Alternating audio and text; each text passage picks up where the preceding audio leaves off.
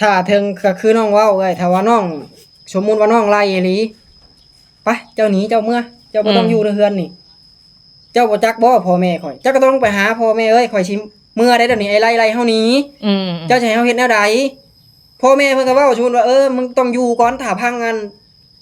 ลูกเว้าก่อนสิพังแต่ตัวก็บ่ได้สิพังแต่หัวไหล่ก็บ่ได้ต้องเว้านํกันอีแม่ว่าบ่ให้เมื่อก็คือถ้าเฮามาเท่านั้นจังเมื่อได้ถ้าสมมุติว่าอีแม่ว่าไปเมื่อโลดเมื่อก็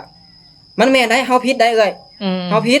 อันนี้เฮาก็ยังอยู่บ่อนเฮ็ดเวียกเมียมาก่อนเฮาบอกอันนี้เฮาเว้าว่าไปเมื่อก็โลดมันบ่เข้าใจกันแล้วเมื่อเฮาบ่ได้บอกเมื่อพุ่นใดโอ้เจ้าให้มาอยู่นี่เว้าเฮาบ่ได้แต่ที่นี่แหละทางน้องเพิ่นเว้าซี่เนาะเว้าน้ำจูเอ้ยดอกแต่อยากเคลียร์กับเจ้า2คนแล้วเราบ่อยากให้ปู่กับย่านี่ขึ้นมายุ่งเกี่ยวกับตัวนี้ก็ได้เอ้ยได้บ่ในฮูกนี่เฮาก็ว่าได้แล้วเอ้ยหมู่คู่หยังเฮาเว้าฮู้บ่ว่าฮักแฮงปานน่ะเอ้ยเจ้าได้อ่านอยู่บ่บ่ได้เห็นนี่น่ะเว้าเขียนลงนี่ฮู้บ่ว่าฮักแฮงนี่เป็นเอ้ยได้เอ้ยสิเอ้ยก็สิน่าสิรู้สึกแบบเฮาเอ้ยบ่ว่าสิหมู่คู่นั่งติดกันปานนี้ผู้หญิงผู้ชายเฮาจะยกตัวอย่างเอ้ยฟังเฮาเว้าแหละถ้าเฮาเฮ็ดได้เอ้ยเขาสิเว้าบ่แบบเฮานี่เขายังสิเว้าอยู่บ่ว่าหมู่คู่หัวชนกันปานนี้เอ้ยคิดได้ไหนสำหรับ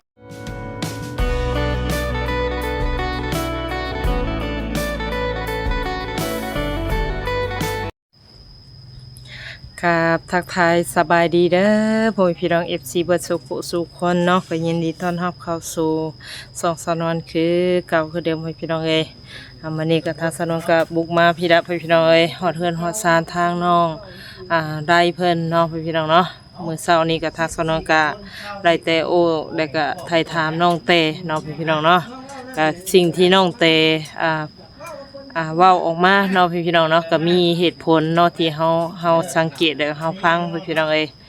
ที่ไปที่มาเนาะแต่เรื่องนี้ว่าจริงหรือบ่จริงมันก็ขึ้นอยู่กับคำเว้าของน้องเพิ่นเนาะพี่น้องเนาะว่าเว้าจริงหรือบ่จริงเนาะและจังใดก็ทางสนวนก็สิเข้าไปอบรมทางน้องไร่เพิ่นเนาะพี่น้องเนาะสิ่งที่น้องเตเพิ่นเว้ามานี่มันสิตรงประเด็นกับน้องไร่เพิ่นสิตอบบ่หรือว่าแนวใดเนาะอันนี้ก็ต้องไปลุ้นไปฟังนํกันเนาะพี่น้องเอ้ยจังใดก็รายละเอียดก็พุ่นละไปลุ้นไปชมนํกันเลยพี่น้องเอ้ยเนาะโดยเนาะพี่น้องเอ้ยจังใดรายละเอียดก็พุ่นละไปอบรมกับน้องไร่เพิ่นเบิ่งพี่น้องเอ้ยเนาะที่ไปที่มาเด้อแต่ว่าโดนนานทางสนก็บ่ได้มาสายนี้เนาะสบายดีพุ่นสิปุ๊บไปไสแล้ววันนี้อย่าว่าอยากทานทั้งน้องไดนั่งฟังน้ำกันนี่แหละเนาะเอ้ยเป็นจังไดเด้เนาะจักแนวใดเนาะบ่จิตพังทางนั้นบ่คือทางนั้นแต่สิมาพังทางน้องได้บาดนี่ทางน้องไดก็คือทางน้องไดอ้าวมันจังว่านั่นตัวใดความจริงตัวใดความบ่จริงบาดนี่มันก็คือมีแต่น้องว่าอะไรมีแต่ว่าอยากให้แต่น่ะมาเว้ากันเฮาคือน้องเว้าน้อยๆสมมุติน้องเว้าก็แบบนึงบัดแต่เพิ่นเว้าสิให้ก็แบบนึงบัดนี้มันก็ได้กลับถามไปถามมานี่แหละมีแต่ว่าอยากให้แต่น่ะมาเว้ากันข้างในรถเฮาก็บ่นั่นดอกเจ้าบ่ให้ติบ่ให้บ่เครียดเอ้ยลงแล้วบ่ตอนนี้ใจลงแล้วบ่ถ้าว่าเพิ่นว่าไปนํกันต่อบ่ก็คือว่ามีแต่ปรับปรุงหากันเท่านั้นถ้าว่าเพิ่นว่าโอ๊ยปรับบ่ได้เด้อบ่ไปต่อแล้วก็คือว่าให้จบภายในมื้อนั้นน่ะเอ้ยคือว่าบ่ให้เกี่ยวข้องกันน้องว่าบ่แม่นว่าสิปะโลดได้น้องว่าคือน้องยกตัวอย่างเลยเอ้ยถ้าว่าไปได้ก็ได้ในมื้อนั้นถ้าบ่ได้คือบ่ได้ในมื้อนั้นน้องว่านะน้องยังกังวลอยู่น้องอันนี้นั่นถ้าน้องเตเพิ่นยังติดคำเว้าเจ้าอยู่เจ้าเว้าว่าสมมุติน้องเตมาพี่เจ้าก็สิบ่รับเอาน้องเตน่ะแม่นบ่สิเปลี่ยนแปลงก็บ่เอาแล้วจะเว้าน่ะแม่นบ่จะลงเว้าบ่คำนี้ตอนไหนเอ้ยในคลิปเราเว้าว่าในคลิปเลยเฮาบ่จักเลยตรงนี้ลืมแล้วแม่นบ่เฮาบ่ฮู้ตัวนี้เฮาเว้าเลยถ้าเฮาว่าเฮาจื้อเฮารับแล้วได้เฮาบ่นั่นแต่ว่าถามมาเฮาเบิ่งนี่เฮาสิว่าอันนี้เฮาบ่ฮู้เลยบางเทื่อก็อาจสิคือไอ้เว้าเฮาลงว่าไปหยังนั่นก็นั่นแน่ ขอโทษขออภัยเนาะ ขอโทษนะถ้าว่าน้องเว้าผิดเว้าหยังไปงั้น แม่นเพิ่นมันอยากให้ถ้าว่า ผมอยากให้ แต่ตอนนี้น้องก็ยังบ่ได้ฮู้ว่าน้องเว้าหรือบ่เว้าถ้าว่าเว้า ถ้าว่ามีหลักฐานเว้าว่าน้องเว้ากัน อืม คือว่า ได้ไรก็ใจเย็นๆล่ะใจเย็น เนาะ ๆเฮ็ดจังไดเฮา น้องก็ยอมรับว่าน้องแบบใช้อารมณ์ในวานนี่มันจักแนวใดนะมันเครียดหยัง กับ ห บ่ ลายๆ ติด เนาะ อกเรื่องนี้ก็ได้ เนาะ แต่ว่าทางที่เอ้ยเข้าไปอบรมกับน้องเพิ่นนี่เพิ่นน่ะเว้าแบบนี้ทางน้องแต่นี่เราเว้าว่าเราน่ะบ่ได้อันน่ะอยากออกจากเฮือนนี่กกไปสาเหตุน่ะคือเจ้าไล่เราออกบ่ น้องเว้าความซื่อเอ้ยน้องบ่เคยไล่ถ้าถึงก็คือน้องเว้าเอ้ยถ้าว่าน้องสมมุติว่าน้องไล่อีหลีไปเจ้าหนีเจ้าเมื่อเจ้าบ่ต้องอยู่ในเฮือนนี่ เจ้าบ่จักบ่พ่อแม่ข่อยเจ้าก็ต้องไปหาพ่อแม่เอ้ยข่อยสิเมื่อได้เดี๋ยวนี้ไอ้ไล่เฮาหนี อืม เจ้าจะให้เฮาเฮ็ดแนวใดพ่อแม่เพิ่นก็เว้าชูนว่ามึงต้องอยู่ก่อนถ้าพังกันลูกเว้าก่อนสิพังแต่ตัวก็บ่ได้สิพังแต่หัวไหล่ก็บ่ได้ต้องเว้านํกัน อืม อีแม่ว่าบ่ให้เมื่อก็คือถ้าเฮามาเท่านั้นจังเมื่อได้ ถ้าสมมุติว่าอีแม่ว่าไปเมื่อโลดเมื่อก็มันแม่นได้เฮาผิดได้เอ้ย อืม เฮาผิดอันนี้เฮาก็ยังอยู่บ่อนเฮ็ดเวียกเมียมาก่อนเฮาบอกอันนี้เฮาเว้าว่าไปเมื่อก็โลดมันบ่เข้าใจกันแล้ว เมื่อเฮาบ่ได้บอกเมื่อพุ่นใด โอ้เจ้าให้มาอยู่นี่ เฮาเว้าเฮาบ่ได้ไล่หนี่จะค้ำเพราะว่าตอนสิไปเนาะตอนเว้าบ่เข้าใจกันเฮาก็ถามไม่ได้ถามครับเลยเจ้าสิไปอีหลีบ่อ้วนเจ้าคิดดีแล้วบ่ถ้าได้ไปแล้วแบบนี้แล้วกลับมาหากันมันก็อยากยากแน่แล้วบ่เอ้ยมันก็มันมีแนวนั่นกันแล้วแม่นบ่ มันมางกันเลย แม่มันก็คือเว้าแหละถ้าได้ไปนั่นแหละมันก็อยากยากแล้วสมมุติว่านะน้องก็บ่ว่าได้ว่าน้องบ่นั่นน่ะ โอ้สงสัยแนวเข้าใจผิดกันน่ะมาเอ่ยมาพังนี่คือทางน้องนี่ให้มาอยู่เฮือนท่าเจ้า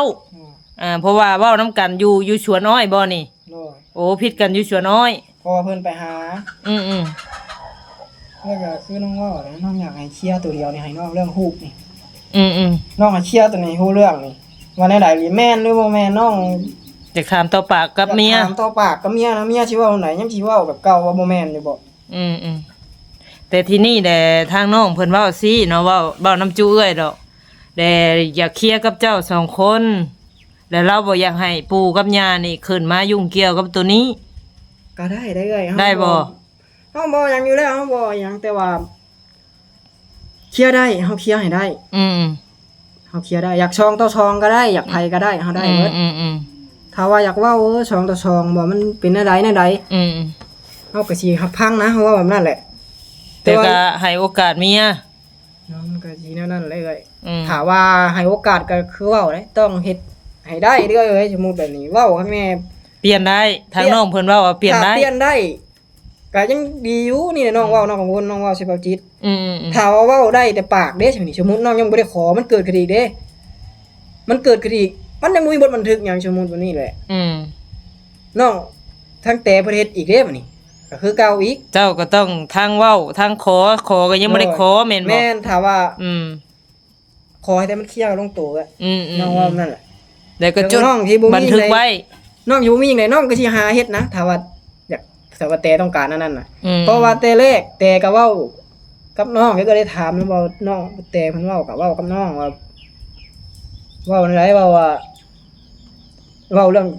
ผูกแขนน้อย อืม ทำมิดเว้าแหละเนาะเว้ากันนะเว้าปีหน้าถ้าเว้ากันนะ อืม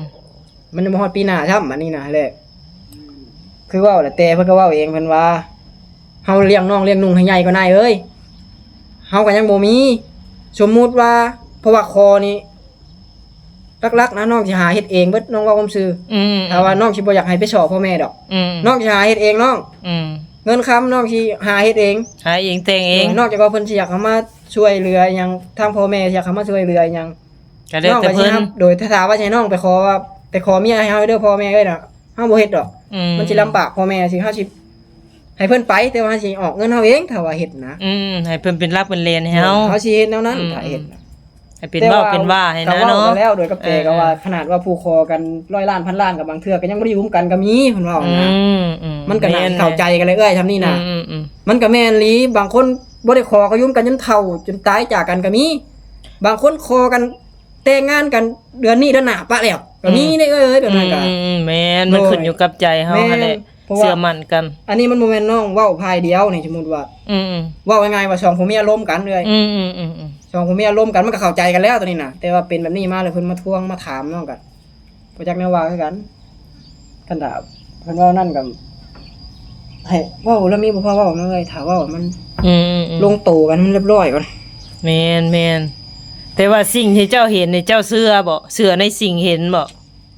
ในสิ่งที่เราเห็นบางเทื่อเฮาอาจสิบ่เชื่อแต่สิ่งที่ตุกเว้ากับพ่อย่าเว้าน่ะเฮาเชื่อ คือว่าจังซั่นบัด ในฮูปนี่เฮาก็ว่าได้แล้วเอ้ยหมู่คู่หยังสิมาเว้าฮู้บ่ว่าฮักแฮงปานน่ะเอ้ยเจ้าได้อ่านอยู่บ่ เอ้ยบ่ได้เห็น นี่น่ะเว้าเขียนลงนี่ฮู้บ่ว่าฮักแฮงนี่เป็นเอ้ยได้เอ้ยสิเอ้ยก็สิน่าสิรู้สึกแบบเฮาเอ้ยบ่ว่าสิผู้หญิ อ่าง นให้ ผู้ เอ้ย ชาย ฟังมึงดูมันเป็นแบบไหน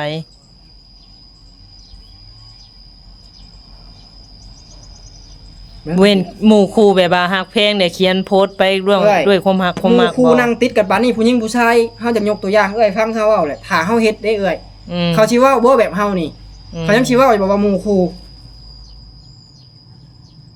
หัวชนกันปานนี้เอ้ยคิดได้ไหนสำหรับเอ้ย โอ้ น้องก็เว้ามาแล้วก็อยากนั่นอีกแล้ว บ่แม่นนั่งซ้อมเบิ่งโทรศัพท์นํกันบ่ นั่งซ้อมแล้วเอ้ยเบิ่งเอาเนี่ยเอ้า เนาะพี่น้องไง เบิ่งเอาแล้วก็ฮู้บ่ว่าฮักแฮงนี่เขียนใช่นี่ เออ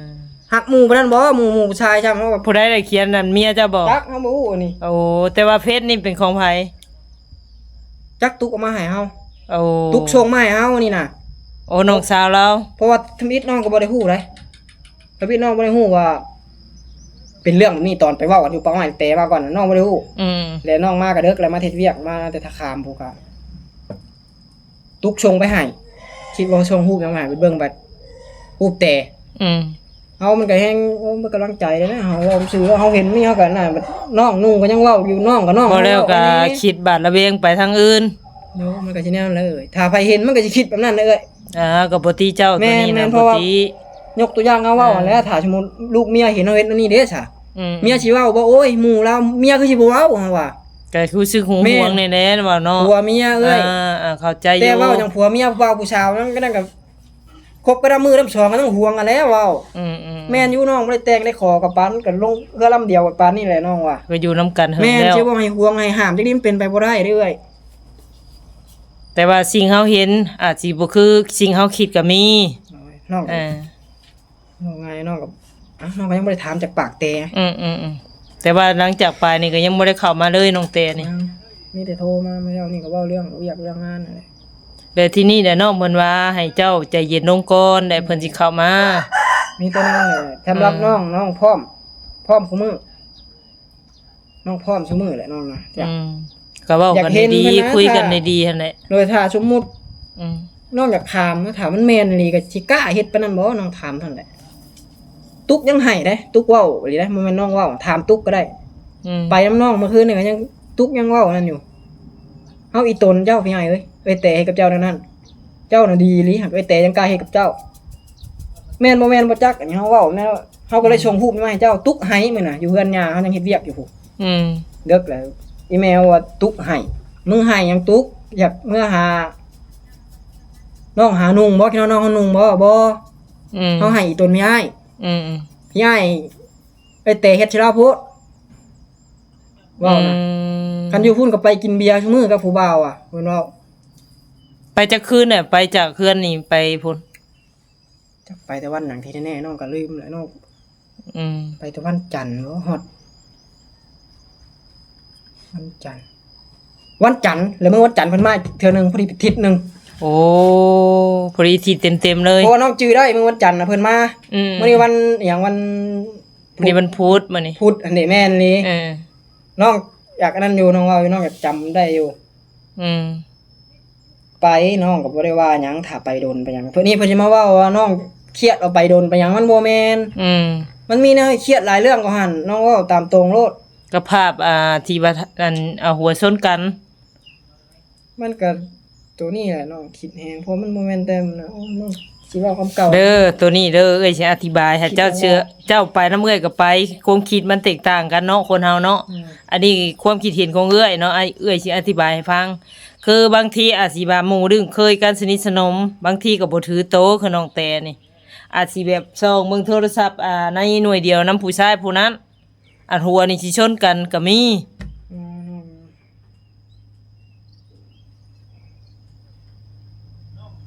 ถ้าเว้าเคลียร์เข้ากันก็คืนดีกันหั่นแหละล่ะเอ้ยอภัยให้กัน โอ้ยมันได้ อืม ถ้าเปลี่ยนให้กันนะน้อง อื ค ม อนี่อันนี้น้องคอแนวใดไปพุ่น อืม น้องคอแนวใดน้องคอบ่ให้กินเหล้ากินเบียร์เกินเข้าใจบ่ อืม เดี๋ยวว่า เคยเมาบ่เคยเมามาบ่ เมาดูแต่อยู่บ้านไหนคือกันแต่ว่าแบบใดน้องก็บ่ได้เว้าเรื่องเก่าเรื่องหยังมา สมมุตินะตอนเว้ากันอยู่ไปป่าอ้อยนะเพิ่นก็ว่า สมมุติใดๆน้องขอว่าคันยังอยากอยู่นํกัน อืม ให้เปลี่ยนได้บ่เรื่องกินเหล้ากินเบียร์เรื่องเที่ยวเรื่องหยัง อืม เพิ่นก็บ่ได้คิดยากบ่ได้ มันหมายว่าไดเอ้ยเฮาถามในขณะบ่ได้ อืม เฮาบ่ได้ขอว่าเอ้ยเข้าใจความหมายเฮาเด้อจังหน่อยสิว่าห้ามก็ห้ามเกิน อืม มันบ่แม่นเฮาห้ามเกินสมมุติเฮาเว้า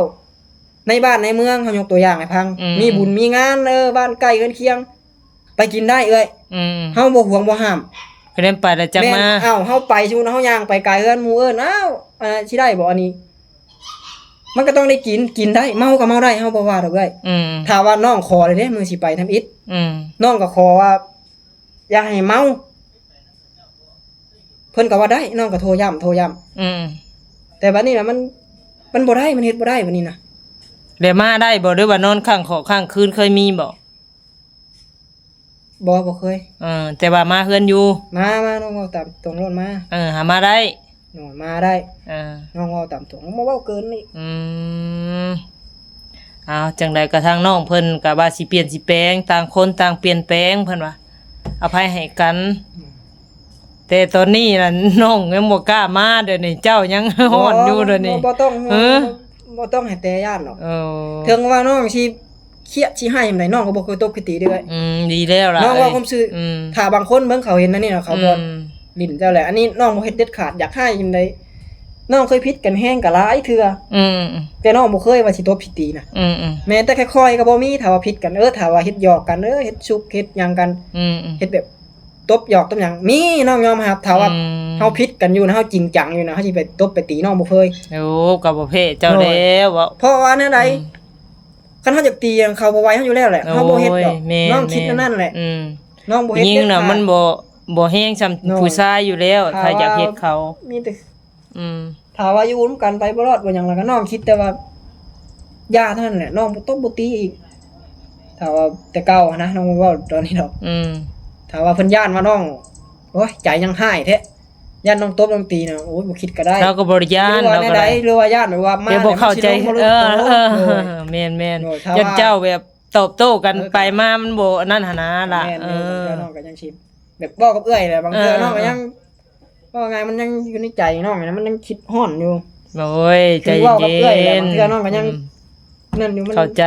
เข้าใจดอกสิ่งนี้น่ะเข้าใจลูกผู้ชาย น้องเครียด แต่ว่าใจเย็นๆไว้ ความเฮาเห็นก็สิบ่แม่นความจริงก็มีใจเย็นๆไว้ ถามคนเฮาก่อนว่าเจ้ามักแบบนั้นบ่หรือว่าอยากไปแบบนั้นบ่ก็ถามกันดีๆถามน้องเตหั่นล่ะบ่ต้องคิดได้กินข้าวกินน้ำอยู่บ่เดี๋ยวนี้หึ โอ้ยไม่ได้กินเลยนะมันนี่นะมันเครียดมันกินบ่ลงมัน บ่ได้เด้ได้เอ้ยเครียดได้บ่ดี ใจเย็นๆเจ้าคิดจังไดจุดหนักที่สุดคือย่านเมียหนีปะเจ้าของบ่หรือว่าแนวใดเดี๋ยวนี้ น้องยัน หึเว้าออกจากใจโลด ยังเปลี่ยนบ่ได้สำหรับน้องถ้าว่าเพิ่นเปลี่ยนได้ก็ดีน้องถ้าว่าเฮ็ดหรือมันต้องให้มีอีหยังเป็นข้อผูกมัดเนี่ยนะเลยคือน้องยกตัวอย่างถ้าว่าน้องบ่มีข้อผูกมัดอีหยังเลยนี่ สมมุติว่าน้องยังบ่มีเงินมีคำน้องยังบ่ได้ขอ สมมุติมีเลยแต่ว่าน้องก็ยังบ่ได้ว่าแนวอื่นถ้าว่าน้องยังสมมุติว่าน้องยังบ่ได้ขอสมมุติว่าเฮาเว้ากัน อีก6เดือนเด้ออีกปีหนึงเด้อน้องยังบ่ได้ขอ มันเกิดขึ้นก่อนทันเด้ใช่บัดนี้เมื่ออีกเฮ็ดจังได๋น้องเฮ็ดจังได๋แบบนี้นะผมคิดว่า โอ้เว้าง่ายๆก็คือย่านเมียนี่ตัดสินใจออก ย่าน จา แบ ก บ เฮา เก่าอีก อืม ย่านบัดเว้ากันแล้วก็เมื่อคือเก่าอีกหั้นนะสำหรับน้องน่ะมันก็นั่นอยู่ถ้าว่าเปิดใจคุยกันตั้งแต่ตอนแรกมันบ่เกิดเหตุการณ์นี้ขึ้นซะเมื่อยถ้าว่าทางแต่ก็ว่าเฮาเปลี่ยนให้เจ้าได้อยู่อ้ายทางแต่บ่พอใจน้องหยังน้องก็ถามไปเด้ อืม บ่พอใจหยังนำตัวอ้ายนี่ บอกมาโลดสิเปลี่ยนให้เจ้าแล้วก็ว่าเฮาคิดบ่ชั่วแนวเจ้าบ่ดีแสดงว่าได้จะมันให้เปลี่ยนให้เฮาเปลี่ยนบ่ได้แล้วซะ เราก็เว้าว่าเจ้าดีอยู่ ดีเราก็เว้า เราเว้าอยู่เราเว้า อืม ใช่ตัวหน้าน้องนี่ก็น้องถามว่าอ้ายบ่ดีหยังเจ้าบ่มักหยังตัวอ้ายก็บอกให้โลดอ้ายสิเปลี่ยนให้เจ้า ถ้าเจ้าเปลี่ยนให้อ้ายได้แล้วก็ว่าจักคิดเห็นบ่พอความดีความชั่วเจ้า เราก็ย่องอยู่บ่เคยตบเคยตีเว้าแต่ปาก แต่ว่ายันเข้ามาคุยกันแล้วยันคือว่าแหละตอบโต้กันคือเอ้ยเว้าหั่นแหละยันบ่ลงเอยกันเราอ่ะ กันเว้าว่าน้องมันลมร้อนมันน้องยอมรับอยู่ อืม ถ้าเว้ากันน้องเขาบ่เคยสิลงไม้ลงมือใส่แบบนั้นนะบางเทื่อมันก็คือเว้าแหละใจคนมันคือกันคนใจร้อนคนมันก็จะเย็น เอาจังไดก็อดเอาสู้ให้มันพ้นมันผ่านซะปีนี้ได้สิ่งได้อย่างบ่มีแต่เฮาบางคนก็เป็นแนวหนึงบางคนก็เป็นแนวหนึงในปี2025นี่จะได้ยินข่าวอยู่บ่ เอาอดเอาน้องเอ้ยบ่ต้องคิดอย่างไรคิดได้บ่ได้ได้สมองแตกได้อันตรายตัวนี้น่ะแนวใดคะสิเป็นครูเป็นคิงเฮาก็มาหากันคือเก่าหั่นแหละอดเอากันก่อนสิเป็นครอบเป็นครัวมันบ่แม่นของง่ายๆได้เจ้ายังดีบ่มีลูกมีเต้าแม่นบ่เอากันหลายปียังบ่มีก็ถือว่าดีแล้วโอ้ยจักสิว่าแนวใดก็ได้คือว่าหั่นแหละถ้าผู้รักผู้ใหญ่เพิ่นมาโอ้มาล้มแล้วก็ปรึกษากันตบแตกแล้วก็ลงเซ็นสัญญากันสิยากหยังตัวนี้ง่ายตัวนี้นะตัวนี้ได้ง่ายผูกมัดทั้งเจ้าทั้งสองค่ะถ้าผู้หนึงไปก็ผู้หนึงผิดผู้หนึงก็ไปซื่อ ขอผูกมันน้องที่ดีใจนั่นน่ะนี่เพราะว่านั่นใดบ่ว่าแต่นั่นน่ะถ้าน้องเฮ็ดผิดหรือก็บ่ต้องอีหยังนะมันก็เว้าไปตามนั่นมันโลดตามพี่ตามคลองโลด ถ้าว่าแต่มันผิดหรือก็เว้าตามพี่ตามคลองมันจังบ่ยากแบบนี้แหละถ้าว่าบางเทื่อให้เอาผู้ใหญ่มาแต่พุ่นเพิ่นก็อ้างว่าอ้าวผู้ใหญ่เพิ่นก็บ่รับรู้หยังเพิ่นบ่เมื่อได้ห่ามันลดยากเอ้ยแบบอยากไปก็ไปอยากมาก็มา บางทีน้องเพิ่นอาจสิคิดบ่ทั่วถึงก็ได้ล่ะบางทีมันมืดมามันคิดแต่ว่าอยากไปอย่างเดียว โดยน้อง ตัวนี้ก็ถ้าว่าเป็นน้องคือกันน้องยอมรับน้องก็มีบัตรแบบ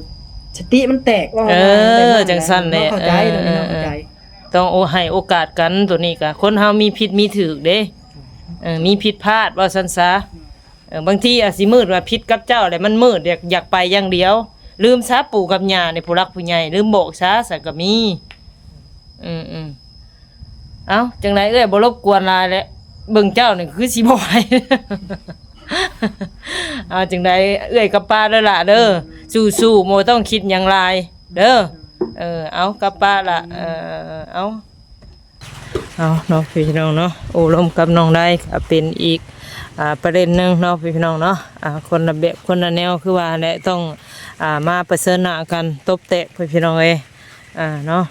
ภายทางน้องเตและน้องไล่เพิ่นพี่น้องโอ้จังได๋ไรเนาะทางสนนก็ได้ยินทางน้องเพิ่นเว้าก็ทางน้องเตก็คือทางน้องเตทางน้องได้ก็คือทางน้องได้พี่น้องเนาะจังได๋รายละเอียดก็คือเว้าหั่นน่ะทางน้องเพิ่นนี่อาจสิคิดหลายเนาะทางน้องได้อาจสิคิดว่าทางน้องเตนี่มีสู้มีแผนแท้จริงพี่น้องแต่อาจสิเข้าใจผิดกันเนาะแต่ว่าสองคนยังบ่ได้ถามโอลมกันพี่น้องมีแต่ผู้รักผู้ใหญ่เนาะ